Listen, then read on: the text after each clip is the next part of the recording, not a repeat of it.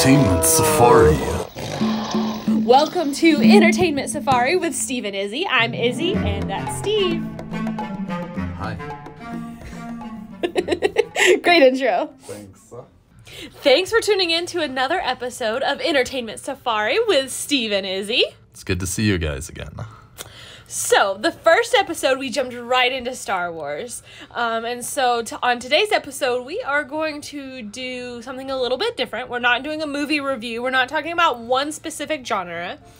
But we decided to each pick two movie characters who we identify with to kind of introduce ourselves. Right, yeah, so that's going to be a fun way, kind of a get-to-know-you segment, and we're going to be sharing some genres and our entertainment preferences and some other things that we're excited about that are coming this year. So, let's jump right in and get started. So, Steve, this is going to be a long stretch. I'm sure you're just never going to see this coming. But the first character that I selected that I most identify with is Anna from Frozen and Frozen 2. No way. Yeah! Now, for those of you that are listening at home, you might honestly be surprised too that I went with a Disney character above anything else. But I just love the energy that she brings, and I think even if it were a live action type film, the energy she brings, some of the characteristics she has on the table, I just really identify with. So that's why I went with Anna, or Anna, however you want to say it. I say Anna most of the time. I've heard you say Anna as well, so I think you're pretty balanced on that. So why don't you tell the audience what makes Anna a character you so strongly identify with, Izzy? Now, while I do love Frozen and Frozen 2 especially, I didn't just pick her because it's one of my favorite movies. And it is. I want to put that out there first. But just the way she goes about it. She's not the central point of the film, although sometimes it kind of seems like she is one of the main characters of either film. But it's not about her. She's kind of like, you're just kind of going around the journey with her. And I think that's a really relatable characteristic. I feel like sometimes it's easy to feel that way, that you're not the main character in the story of life. But you're still quite important, and that's very relatable. And I've also just loved the journey that she went through with her relationship with her sister and with Kristoff and the different characters that you see throughout the film. And I think those are some of the reasons why I went with her. Yeah, I can see that. She's a very bubbly live wire for sure, and like you said, she does kind of interact with a lot of those characters on their journey. And I think it's interesting that you mentioned that she's not the main focus of it, where you could easily think that because of how often she's interacting with all these other people on their journeys. So I can totally see why you'd relate to that part of her journey. Is there something specific about Anna's personality, like you mentioned, the bubbly characteristics? Do you feel like there's another aspect of Anna, because Anna's a pretty complex character, do you feel like there's another aspect of Anna that you really relate to? Anna's a very complex character, and I think that's one of the reasons why I went with her, because yes, she does have the bubbly side, and that's the side that I try to showcase out in public. In my teaching, those of you listening, I'm a teacher. I teach audio video production, and that's the side I showcase the most. But there's also that side that you don't quite see as much. Only a select few get to see, honestly. And I think the easiest way to show it, I think the easiest way to tell you is, the gif, the meme where she's waking out of bed and she's got like the worst bed head possible, and she's just like, oh. Like, that's relatable to me. Like, besides not being a morning person, but just kind of like the representation that lives, and that gives of just like the the struggle is real type, I'm going to do the best I can, but I'm still going to have my moments kind of personality traits. Yeah, she's definitely a vulnerable character in that way, where a lot of these, especially Disney princesses, you see them displayed in very glamorous terms, and you don't really see them with their hair down or them doing daily life activities, which ironically make you relate more to the character, because you're like, okay, well, this is a person with real struggles who has some of the same struggles I can. So I can totally see how you'd relate to that and appreciate that. For sure, for sure. Okay, so tell me this. What is your favorite Anna moment? So many good moments. I guess I'm going to have to go with in Frozen 2. When they're in the carriage ride, for lack of a better term, and Kristoff is trying to have real life conversations with her, like talking about getting married and those kind of things, and don't lose it there. And she's just like off in her own like world type. Like, she's there, but she's also in her own world. And just to kind of see, like, the size of her that's there, but not there, and just to see kind of so much happening all at once. That's one of my favorite moments. Okay, I can totally see that. To follow up on that, what do you think is Anna's biggest struggle in the stories? Because once again, she kind of has these two different sides. So you definitely see the playful, bubbly, engaging side, and then you also see sometimes a very anxious, worried character, whether it's about her sister or whether it's about, oh, well, how's this going to turn out? What do I need to be doing to kind of get all these people in the right places and do the right thing? Right. And I think, you kind of led me right into my answer there. In that's probably her biggest struggle, is how deep and how much she cares, not only for her sister, but for everyone around her. And she cares so deeply and so strongly. And that's admirable, but it's also going to make your life a challenge sometimes. And so I think that would definitely be the struggle.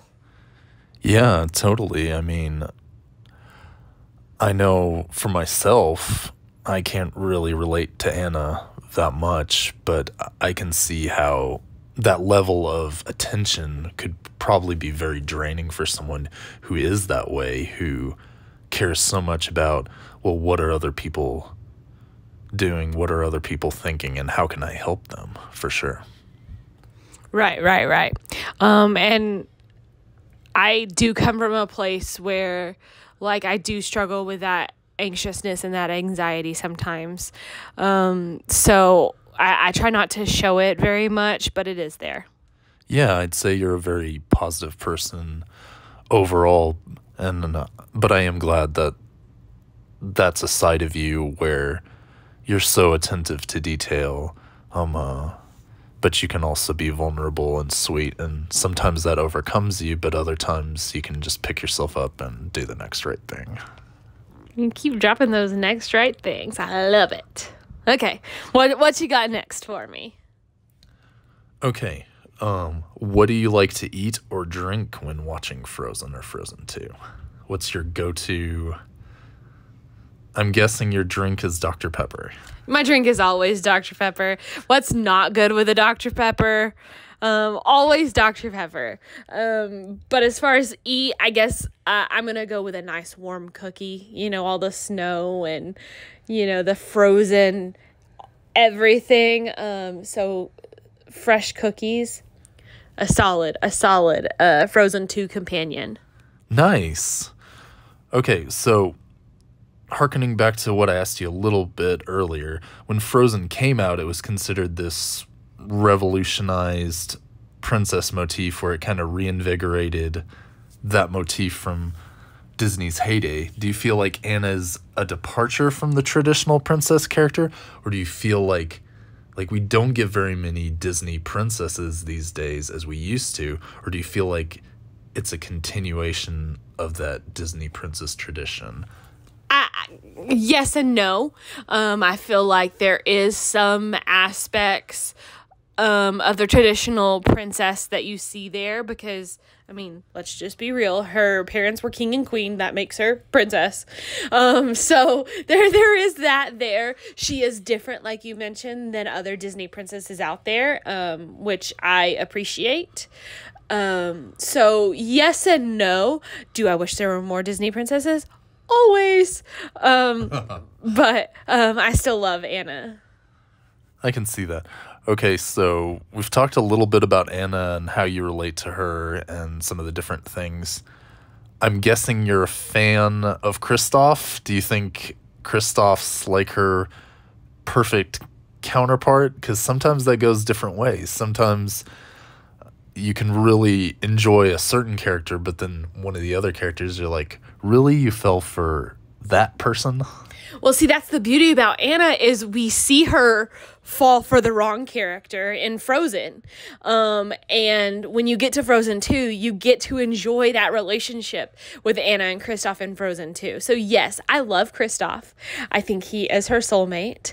And I just love how protective he is of her, and how he's looking to do the next right thing when it comes to Anna. See what I did there? Yeah, you turned that back around. I like it.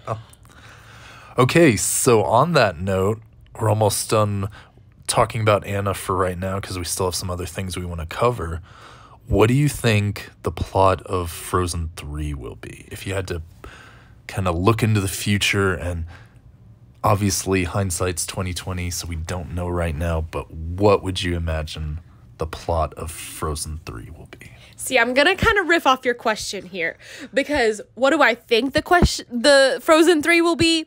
I don't know. Disney's always doing things, right? What do I want the plot to be? I can tell you that. I want the plot of Frozen 3 to follow Anna and Kristoff in their love story. And like they were main characters, but they were side characters in Frozen and Frozen 2. And I kind of want to see that turn the tables in Frozen 3.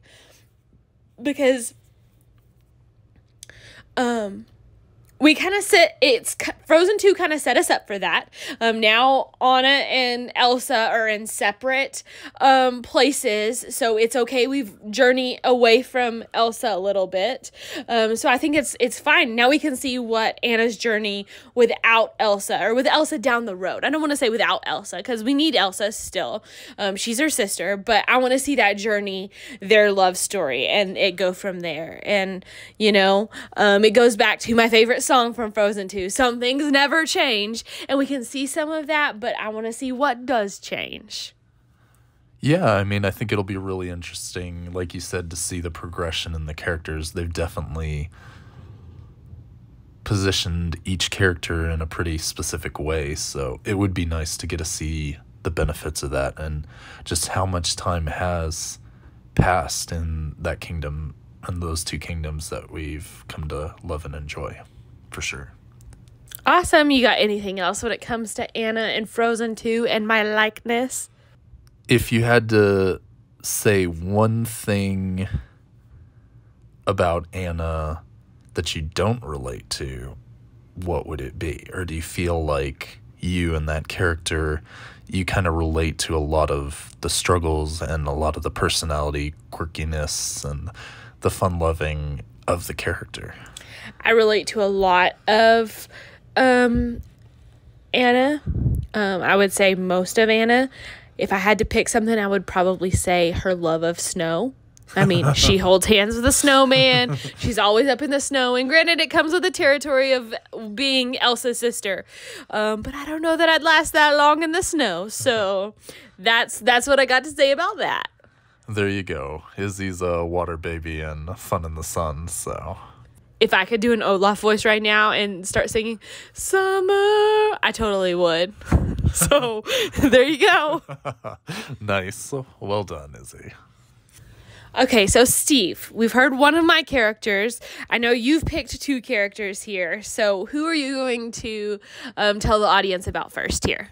I think I'm going to go with the character of Amlath from The Northman. It's a new Robert Eggers film that just came out a few weeks ago, and I strongly related to the character of Amlath. Ooh. Okay. So the movie just came out less than a month ago at the time we're recording this. As far as I know, you've just seen the movie once. So tell me, how is it that you relate so strongly to a character having just seen it once? Sometimes I think it's kind of where you're at in life with a story like that. I know with Amleth's character, you have this guy, he's in a kind of tough situation. His father's killed by his uncle, and he's kind of driven into some things that's rather difficult and challenging for him as a person, and it goes even further than that, where he's almost isolated from his own family, his surviving family, his mother, and her new family. So he's kind of placed into this weird scenario where he is a part of the family, but he's not really recognized within the family dynamic for who he is. So tell me some of the characteristics that you saw in, what's his name again? Amlath, yes. Amlath, I swear I saw the movie too, that you relate to. I think the isolation, but also the fact that he's a very loyal person. You see throughout the story and the narrative that even though he was a boy when his father was killed, and he kind of makes this promise to his father that if anything should happen to him, that he will avenge his death. You see he doesn't forget his father. He doesn't go off and do his own thing. He always kind of holds that true and remembers the love of his father and the care. And at the time in the story, he definitely has goals which are very tied to his family, and he's a very loyal person. So I'd say that would be one of the characteristics. Another thing is you see he cares for others within the story. His love interest in the story, Olga, basically gets captured by the bad guy. And he's in a position where either he can kind of continue on or intervene and save her life. And he chooses to save her life when that really wasn't convenient. And a more cold-blooded character might have pursued that differently, but he chooses to do the right thing even in very difficult situations, I'd say. Now, I know going into this film, we'd seen the trailer a number of times before the film. And then we've obviously seen the film The Northman in theaters. Tell me, at what point did you see these things that you relate to? At what point were you like, wow, I see me? See, at the first, I just saw the passion project of a very talented director that I was very excited about his continued work. I knew I'd liked the lead actor who plays Amleth from other things. He was in Tarzan, and he was in some other movies. So I was decently familiar with his work. But I knew from the trailer that it was going to be a special movie. I didn't know how much it was going to resonate with me at the time. Like, I think that's one of the things where even in your unconscious or your subconscious, something clicks where you're like, this is going to be a story that I'm going to relate to. I'm not really sure why right now, but I think definitely some of images are very powerful. I think this is definitely not a movie for children. There's a lot of violent concepts and some things which I'd be pretty leery about a kid seeing unsupervised without an adult to kind of talk them through certain points. But I think images are a very powerful way of telling a story because they cut through so much of our filters and the way we perceive the world and kind of give us an image, and we have to interact with that image and draw conclusions and other things from. So I knew pretty soon after seeing the trailer that it was going to resonate with me. Did I know that Amleth was going to be a character I related to so much? Maybe a little bit, because it did draw some comparisons with a Hamlet from Shakespeare or Beowulf, but I just didn't know how much that was going to be the case because it was this new project. I think this is a great time in our podcast here to tell those listening that while you relate to the character of Amleth from the Northman, you have not committed some of the actions that he has. So let's just make sure everyone at home knows that you're deep down inside you may feel that way, but you're such a good person. Absolutely. I mean, that's one of the things about being the type of personality that I am, is you're more comfortable, I'd say, with your dark side than a lot of people are. But it is one of those things where it's, if you look at the story, he definitely is kind of tied in to this kind of berserk offshoot and warrior type. But yeah, definitely there was kind of a purity to the story that it was told like it was, but obviously I try to live at peace within those scenarios. But I think that's one of the great things about those stories, is because it does make you challenge your thinking and be like, well, how would I react in a situation like that? Or back then, you know, that's how you'd settle grievances. You wouldn't really have courts. You'd have some Viking infrastructure that would kind of guide your judgment, but there wasn't a lot that could be done if you were kind of out of favor. So like I said, I've always been very intentional about kind of guarding that dark side and using it for good, as opposed to just turning it around. But I do understand kind of the rage of Amleth about feeling so isolated, and I think a lot of people who see the movie can relate to some extent of feeling isolated and alone and kind of, you know, shoved into a corner where they feel forgotten.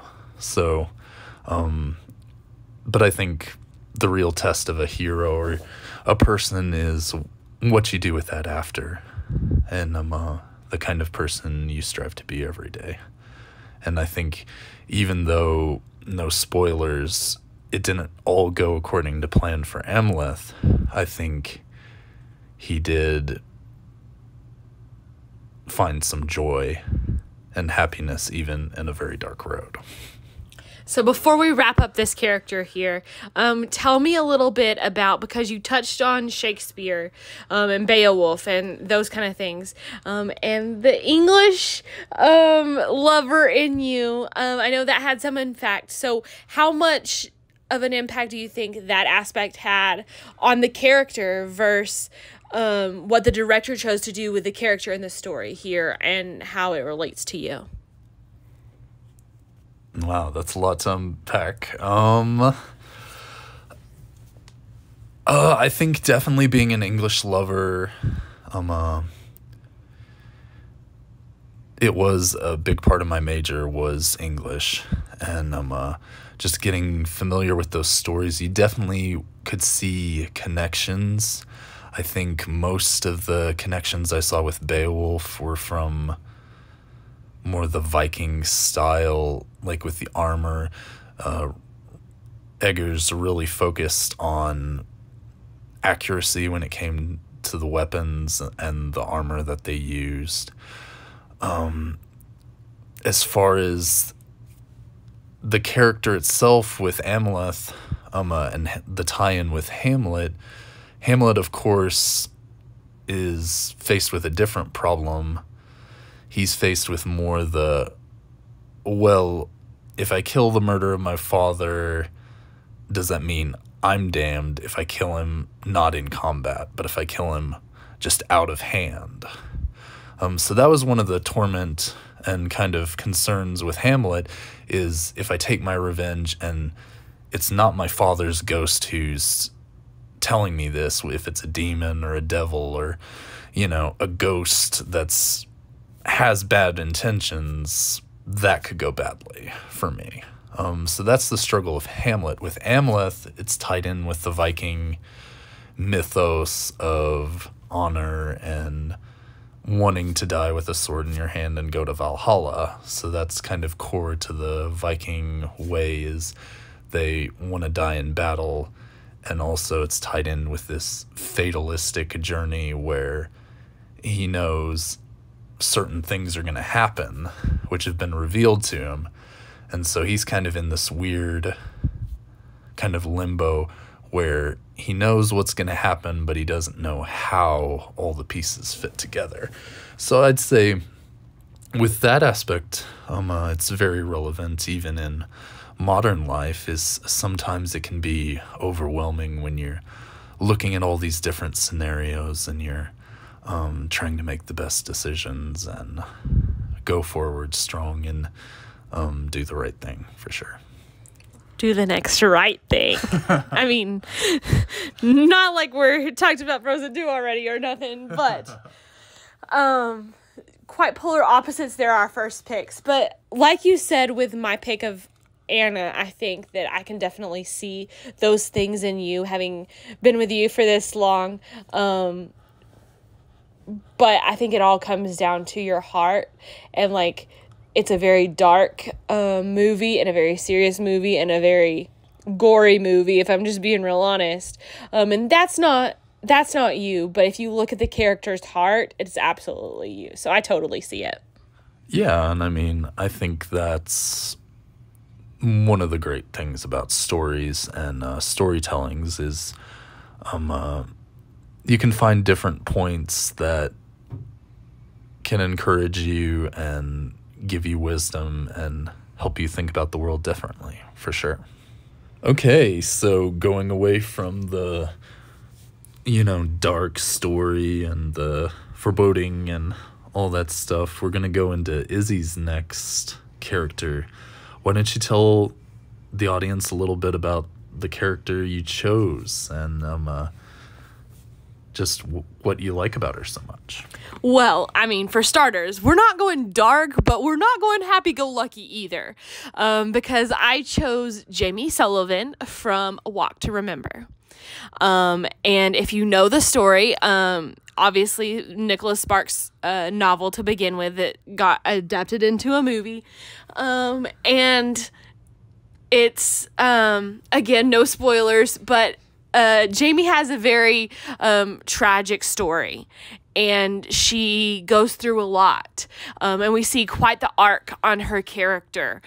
She's a very sweet, tender-hearted character. That's one of the first things I said about myself, I think, when we first started talking, before we started dating, is we talked about Jamie and those characteristics. So that's probably why you like me so much. Obviously, I'm not dying of terminal illness, that we know of, at least. Yeah, no spoilers here. I mean, it's been long enough, right? That's been out. For sure. Anyways, not dying, but just the journey that she goes on, and her relationship with her family and with God. She's a very studious student, and especially through my school days, it was just the way she went about life was relatable. Yeah. And I like to call the Nicholas Sparks movies the cry a lot. Besides, I mean, even if I did give away a spoiler, like, I mean, it's Nicholas Sparks. What do you expect? Come on. Yeah, there's definitely going to be a trail of tears for sure. So what would you say is Jamie's most courageous characteristic? Just the way that she lives. And I think a lot of times, my picking of Jamie's character isn't so much in what I am right now, but it's what I want to be. And that might be a little deceiving, but I want to live like that. And I want to live like tomorrow could be my last day and take every opportunity that I can. I think that's very courageous and very admirable. And I think that's what draws me to her.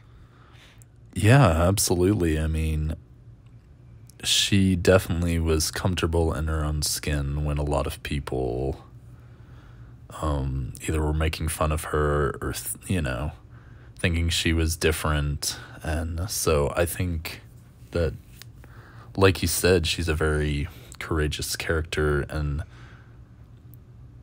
willing to live each day like it was her last and being very intentional. And I think that's something that a lot of people would be able to relate to. Absolutely. Do you feel like you relate to that attribute, or is there, you mentioned that it's how you want to be, you kind of haven't arrived there yet. Do you feel like there's some days where you succeed in that, and then some days where it's like, ooh, that was just a tough day, and maybe I could have been more courageous, or I could have done things differently? Absolutely. I think if anyone sits down, they can relate to that some. But I think that there are some days where I'm more intentional about it, and thinking about, where I want to be and how I want to live, and et cetera, et cetera. But not always. But I think that's the strong point about Jamie's character, portrayed by Mandy Moore, by the way, and just the way that she did it. It was every day for her.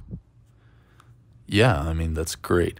What do you think, talking about rom-coms, we talked a little bit in the last one about the relationship between Kristoff and Anna.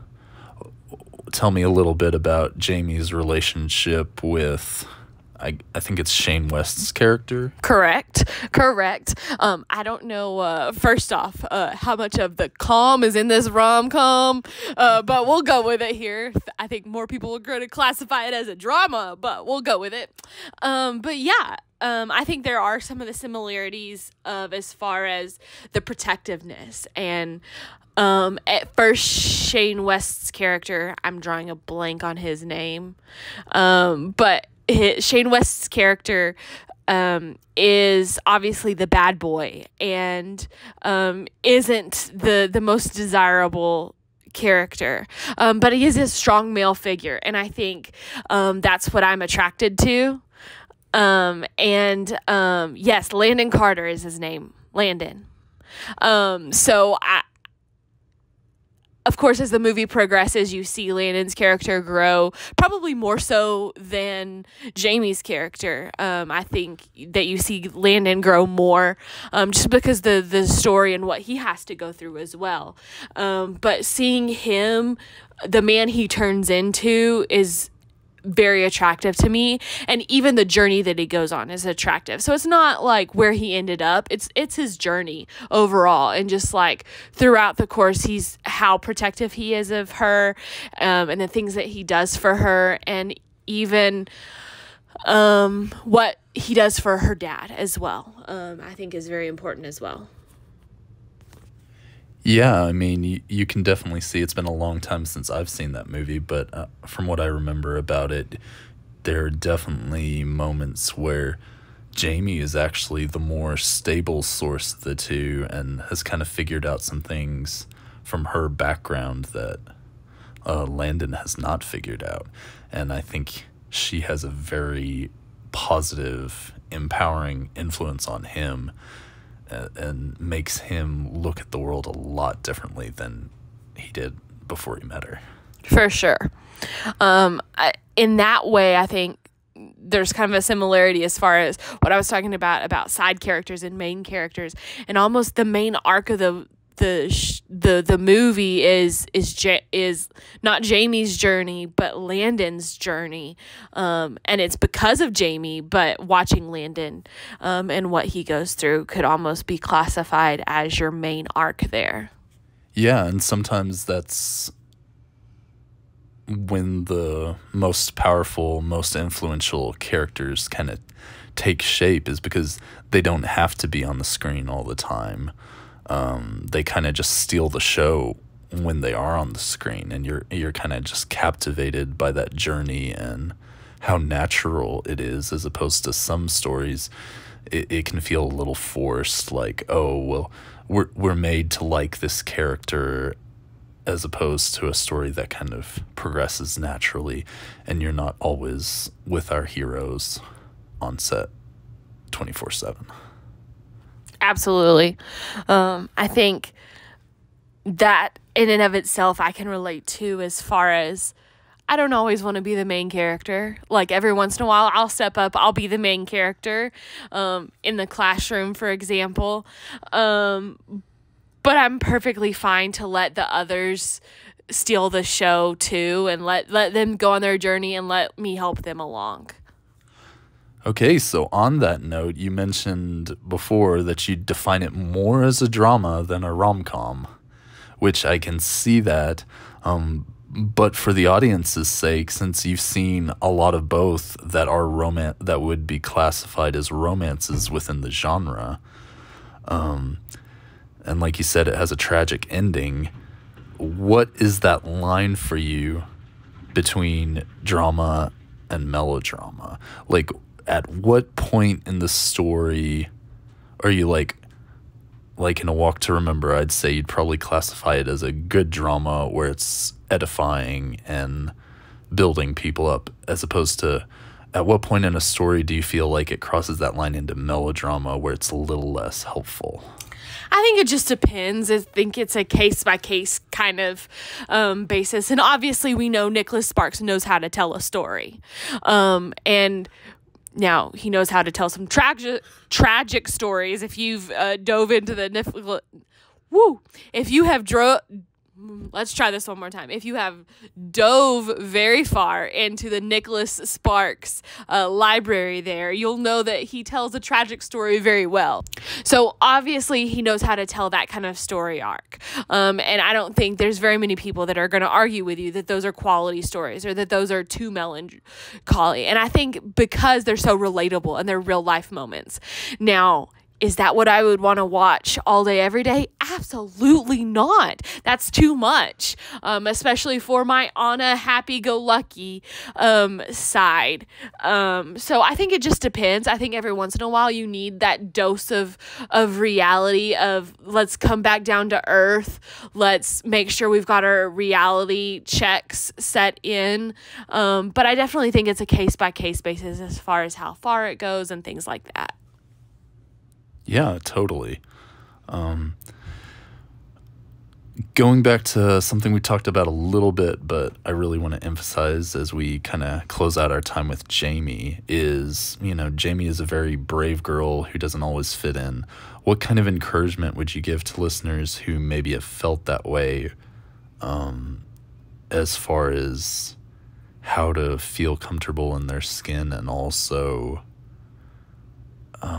just not let the negative criticism or influences kind of come in where really they're just fine? And I think a lot of people just need to know that they're okay just the way they are.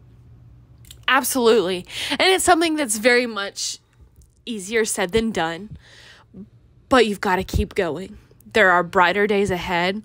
And even when you think that nobody likes you or nobody cares for you or any of those kind of thoughts, there's always somebody out there. You may not know them yet, but they're out there. And not to dig too far into my tragic backstory, and don't get me wrong, I've been very blessed, but I have had those moments, especially going through school. I think most girls going through middle and high school have at least moments, if not days like that. And especially in the world we're living on, in the world we're living in today with social media and so many things like that, word can spread faster than even when I was younger. I can't imagine today.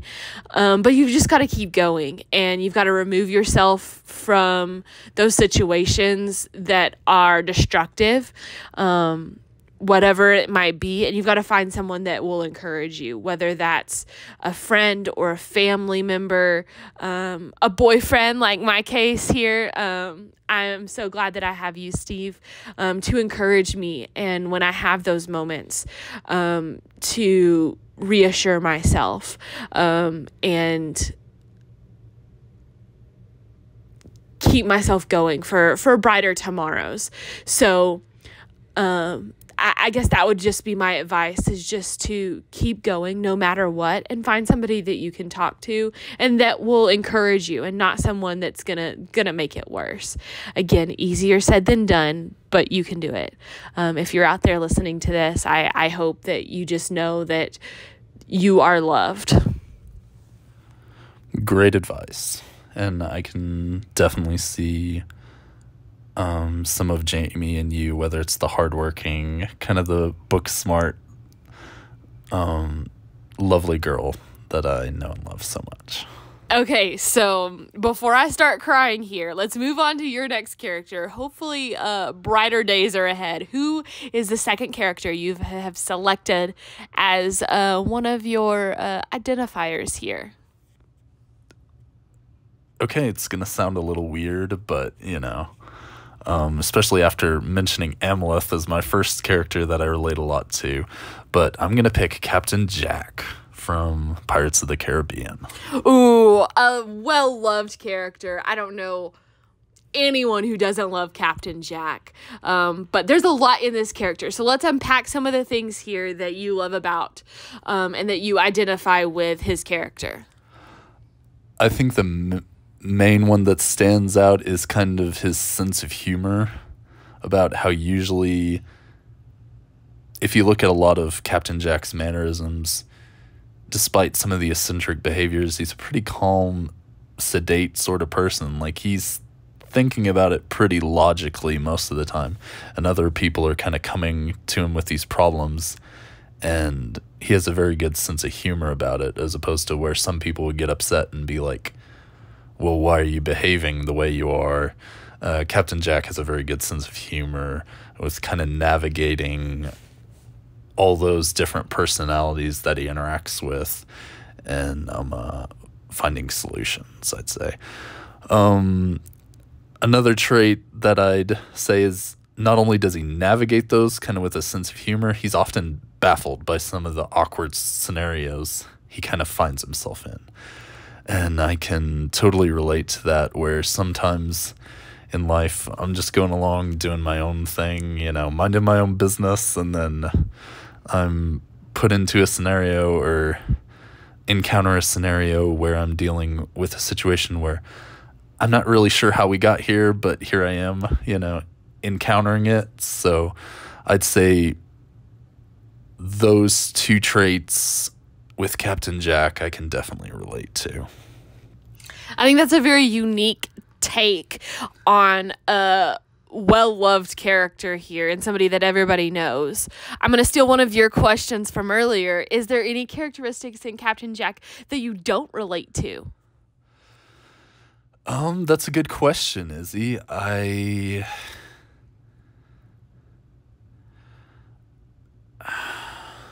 It's tough, because when you're looking at a character, there's so many nuances that go into the character. I think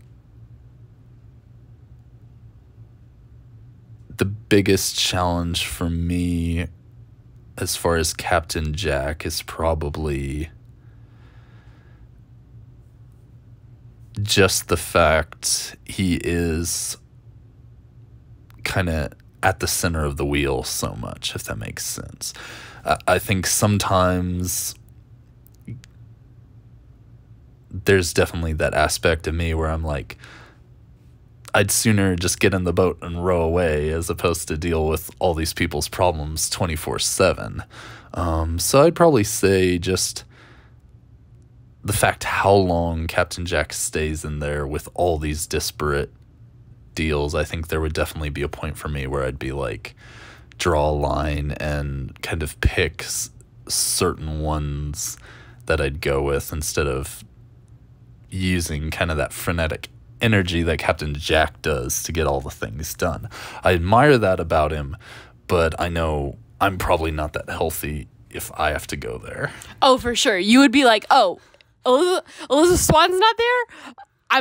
I'm out. You would be a protector of Elizabeth Swan, and thank goodness I'm Elizabeth here. You are Elizabeth. Yeah, so, I mean, I think that would definitely be the trait that I'd be a little less likely to engage in as far as from what I know about Captain Jack. So obviously we have a number of Pirates of the Caribbean movies starring the one and only Captain Jack Sparrow and Johnny Depp himself. So tell me, what is your favorite journey of Captain Jack, and which movie do you kind of see as his best? Ooh, that's a tough one, Izzy. I think it definitely fluctuates. It's like Star Wars almost, where there is no bad Pirates of the Caribbean movie if you're a real fan of Captain Jack's adventures. I feel like this is going to be a thing. Like, every episode we'll see how quick Steve can drop a Star Wars mention. But anyways, carry on. Yeah, I mean, I just got to give props to Star Wars. But going back to the Captain Jack movie, I think At World's End would probably be my favorite.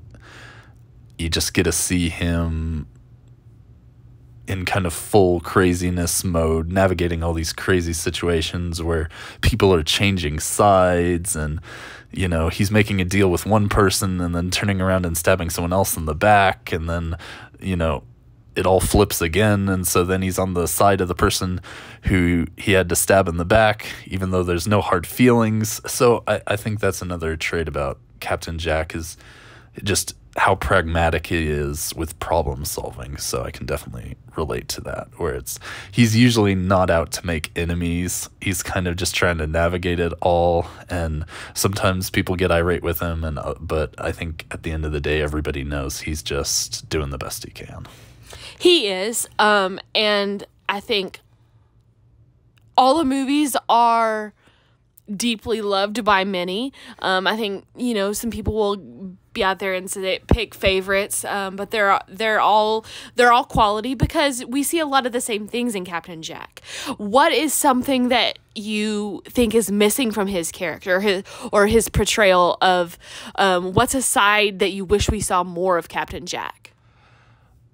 I'm kind of playing to the audience here, as far as the audience of One With You, Elizabeth, where I think we got a more amorous Captain Jack Sparrow reference in Stranger Tides, where he was apparently in a relationship with Penelope Cruz's character at an earlier time, but we don't really get to see that played out so much. So I think Captain Jack definitely needs a bae, and I think, you know... You're speaking my language. Yeah, so like I said, you got to cater a little bit to your audience, so I feel like that's definitely an aspect which I think would be intriguing with Captain Jack. Is, like you said, with some of these other characters, he was always kind of in the stories, but he was never the lead protagonist, like I'd say Will Turner was in the original Pirates of the Caribbean trilogy, and even to some extent the after ones, which are dealing with his and Elizabeth's kids. Right. He's a main character, obviously, but the story arc is more about Will Turner and Elizabeth Swan. So you wouldn't have Pirates of the Caribbean without Jack Sparrow, and not to get too political into current events here, but I don't want Pirates of the Caribbean without Jack Sparrow and Johnny Depp. So Team Johnny Depp all the way. But he is a main character and pivotal in the story just the same. Oh, yeah. I mean, I think he's definitely one of those characters where you'd be like, well, is it really Pirates of the Caribbean if he's not in the story in some aspect? I know my life wouldn't be the same without you. Aw, aren't you sweet? Before we wrap this up and kind of get into some of the other things we're going to talk about, the genres, if you haven't guessed what our favorite genres are by now, and what we're looking forward to, I can't wrap this segment up without asking for your best Johnny Depp impression. Your best Captain Jack impression. Are you ready? I'm ready. Okay, give it to us. Well, I don't know what you're asking of me, Izzy. First, I think you're asking one thing, and then you're asking another, and then I'm not quite sure what you want from me right now. I love it. Love it. All right. Anything else on Captain Jack? There's always things to talk about with Captain Jack. Love. Just saying. Well, we don't have all day, so we'll call it there on Captain Jack and move on to our next topic for the day. Okay, so before we wrap up today's episode, we want to give you a little about us. We've told you about some characters, but we're going to go rapid fire on some other stuff about us. So let's start off with what's your favorite genre of movies, Steve? I have to choose just one? I think I'd probably pick one that I enjoy a lot is Japanese horror films. I mean, I think that says a lot about Steve, too, in that he can't pick just one. He's a movie lover. That's who he is. And I am, too. That's why we started this podcast. Yeah. So Japanese horror films would be some. I like Bergman films. I think one of the fun genres would be something like... I feel like I like me a lot of fantasy action adventures. So without going into too many details, Conan, I know it's cheesy, but love it to death. You're cheesy. Thanks. So what would be some genres that you'd say would definitely be like some of your go-tos? I think anybody who's listened to the first episode of our podcast and this one up to this point can say, Izzy loves a good rom-com. Izzy loves the romantic genre, period. I think whether it be rom-com or more the drama, if there's romance in it, sign me up. Now, haven't explored quite as much as I want to, but we're working on that. I think that's easily by far my favorite genre. There's not a whole lot that I won't dabble in at the very least. But like comedies, like dramas, dabble in some sci-fi, some westerns, some even a little bit of horror here recently. So I like a little bit of everything, but drama is the number one. So how do you feel about Nicholas Sparks? Where does that rate in the genres for you? Like I said, he knows how to tell a good story, and you've got to appreciate that. Do I want to watch Nicholas Sparks every night? No, I sure don't. But every once in a while, you know, on those days where you just need a good cry, sign me up for a Nicholas Sparks movie. Yeah. So,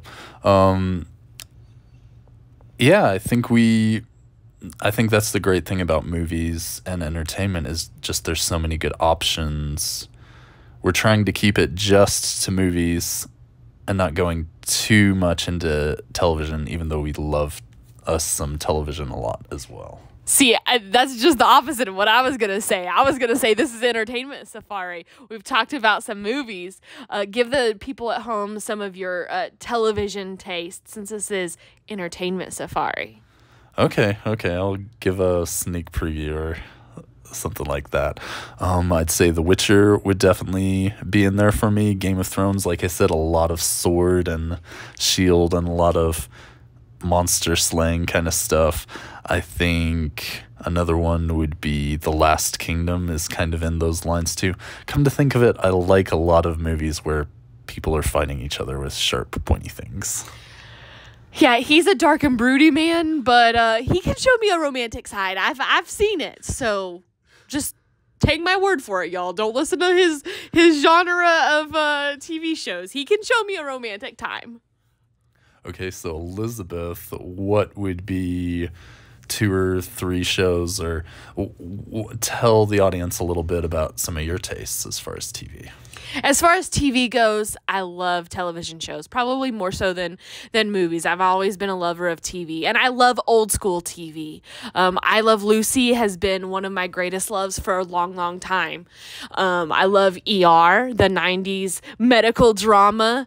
I love I Dream of Jeannie and Dallas and Friends and The Office more recently, Gilmore Girls. So I think in all of those, you see a little bit of drama. You see some romances. They may not be the chief arc there. You'll see that. You also see some drama and some just a little bit of everything. And I think that's why I enjoy so much of those. I love TV, period. So there's a lot to get into there. Yeah, Elizabeth likes her some cheese, for sure. It's true. I love cheese. Ironically, not as much eating cheese by itself, but if we're talking about entertainment cheese, bring it on. Okay, we're quickly running out of time, Steve, here, so tell the people at home some of the things that you're most looking forward to coming up here in the entertainment safari of 2022. Ooh, that's tough, because I've already been so spoiled, I feel like, this year with the Batman and the Northman, which obviously I mentioned as one of my favorite characters who I related to. I'm going to go out on a limb here, and I'm going to go Elvis. Ooh, solid. Yeah, I mean, I think it would have been interesting if it was just Elvis, but the fact you have Tom Hanks, who both Izzy and I love, playing kind of the manager role, and once again, kind of a more supporting role, it just looks so good. And those good biopics just don't come on very much. There are definitely a few of them out there that we've really enjoyed, like Spencer or Gucci or some of these other ones. But I think Elvis would have to be the one on the calendar that I'm most excited about now. You will definitely hear an entertainment safari dedicated simply to Elvis, the new biopic, and all things Elvis coming to you very soon, because that's what I'm very excited about as well. I think it's going to be fantastic, and Priscilla Presley has already endorsed it, and I think to get the family of someone like that to endorse your film, it's got to be done well. So I for sure am looking forward to that. Since you dropped that one, I'll say that I am looking forward to Downton Abbey. It's one that you've shared the series and the first movie with me not too long ago, and when I heard there was a new movie, I'm super stoked. And sometimes those sequel movies can be pushing it, but I don't think that's going to be the case here. I think they've got plenty of story left to tell. I think there's plenty of characters that I'm invested in their story, and I want to see where they go on the journey. And just from the movie trailer, and we've seen like there's a behind the scenes, and Mary's making a movie, and just my audio video nerdy side of me, like combining the drama of Downton Abbey with that, nerdy TV side too. I'm excited for that one all around. Yeah, and I mean, they're definitely bringing in some new characters. I know the director, Hugh Dancy, has been in a lot of rom-coms as well, so I think it's probably going to be one that we both enjoy, and I think Elizabeth's I'll be interested to see where it falls on the scale, because the TV show is just so good, so I'm interested where that movie's going to fall on the criteria. I know she'll probably love them all, but I'll be interested to see if we have a Frozen 2 situation on our hands. You're going to make me pick again. He always does that.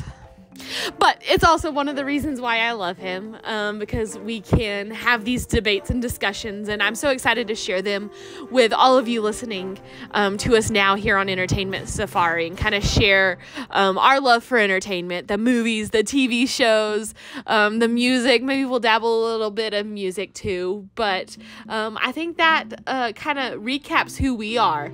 A dark, broody man dating a happy-go-lucky kind of girl over here, and our safari here.